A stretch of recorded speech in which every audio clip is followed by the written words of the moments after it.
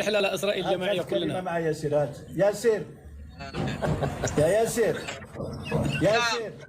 نعم. أنا ضبطت أسعد الشرعي يتحدث مع يهودي من اليمن قبل ساعتين أو 3 ساعات. والله اليهودي يقول أنا شاهد على هذا. أنا شاهد على هذا. كان يهنيني بالعيد. أسعد الشرعي له صديق يهودي ويهنيه بعيد الأضحى. الله أكبر. شوف ياسر والله وجلسة ممتازة. أنا كنت متخوف شوية، ما نكذبش عليك أخي ياسر، لأنه راك عارف عندي بعض النقاط اللي حساسة، خاصة عرفتي المقدسات ديالنا، التطبيع واليهود المغاربة وزيد وزيد وزيد، ولكن الحوار الحمد لله كان شيق. أنا والله ما أحب بسيط الأخ أسعد. أنا والله ما أحب. أنا والله شوف، أنا ما أحب فيه هو أنه كيقبل ذاك الرأي والرأي الآخر، يعني عزيز علو يتهارد إن صح التعبير، يعني الأفكار مع بعضياتها بدون تنميق ولا بدون أي، فهمت؟ هذاك هو الجميل في هذاك أسعد الشرعي، يعني وما غاديش يتقلق وما غاديش يجي معنا إسرائيل ولا نروح وحدي؟ نعم ياسر جي معنا إسرائيل، معنا رحلة لإسرائيل جماعية كلنا مع ياسر. هات ياسر يا ياسر ياسر. نعم. أنا ضبطت أسعد الشرعي يتحدث مع يهودي من اليمن قبل ساعتين أو 3 ساعات. والله اليهودي يقول أنا شاهد على هذا.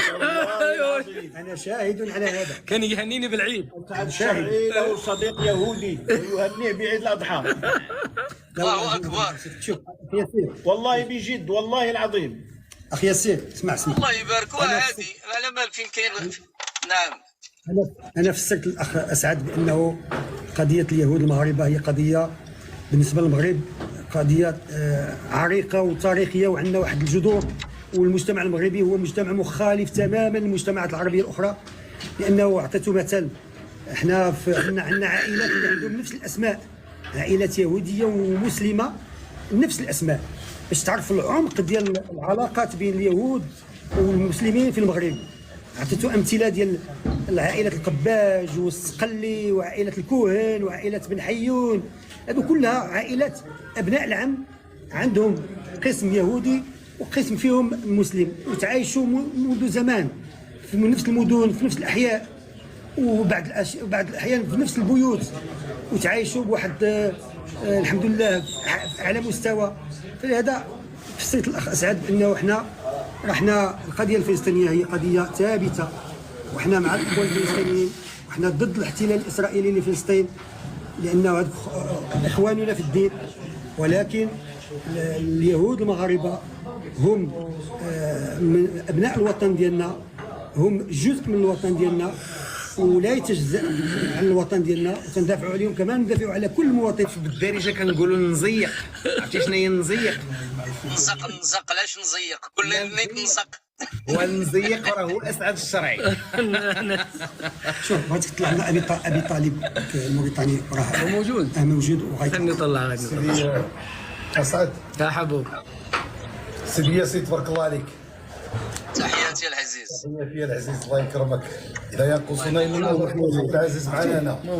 والله إلا بحال جالس معاكم، قسما بالله إلا دابا والله إلا بحال جالس معاكم. الله يكرمك. مرة قال أسعد الشرعي. نعم. أسعد الله على ولاد حدو. تبارك الله عليه. الله ينصرك. الله كبير. وعيت ما نعيط لك.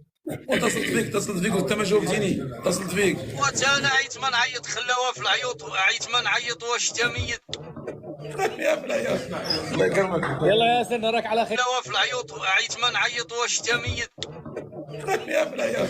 الله يكرمك. يلا ياسر نراك على خير ان شاء الله. تحياتي يا سعد. حللت